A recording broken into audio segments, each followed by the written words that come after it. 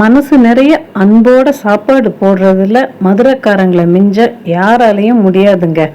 நான் சமீபத்தில் மதுரை காமராஜர் சாலையில் இருக்கிற ஸ்ரீ சபரிஸ் உணவகத்துக்கு போயிருந்தேன். அருமையான தலைவாழையில சாப்பாடு. மதுரை சபரிஸ்ல எனக்கு பிடிச்ச விஷயம் அவங்களோட மின்னல் வேக சர்வீஸ். பெரிய வாழை இலை போட்டு கூட்டு காய்கறி எல்லாம் நல்ல தாராளமா பரிமாறினாங்க.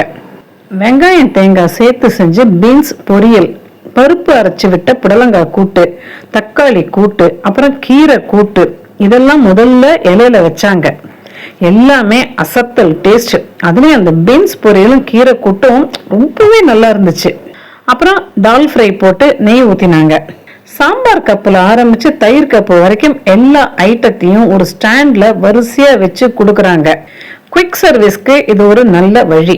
முருங்கைக்காய், அவரைக்காய், கத்திரிக்காய், குடமிளகாய், கேரட் எல்லாம் போட்ட கதம்ப சாம்பார், தக்காளி ரசம், வத்த குழம்பு, மோர் குழம்பு, தயிர், சேமியா ஜவ்வரிசி பாயசம், இது எல்லாமே அந்த ஸ்டாண்ட்ல இருந்தது. எல்லாமே ரொம்ப நல்லா இருந்துச்சு. குறிப்பா அந்த வத்த குழம்பு எக்ஸலண்ட். தயிர் சாதத்துக்கு தொட்டு சாப்பிட சுக்காங்காய், அதாவது இந்த மிதுக்கு வத்தல்னு சொல்லுவாங்க, அந்த சுக்காங்காய் வத்தலும் லெமன் ஊறுகாயும் கொடுத்தாங்க.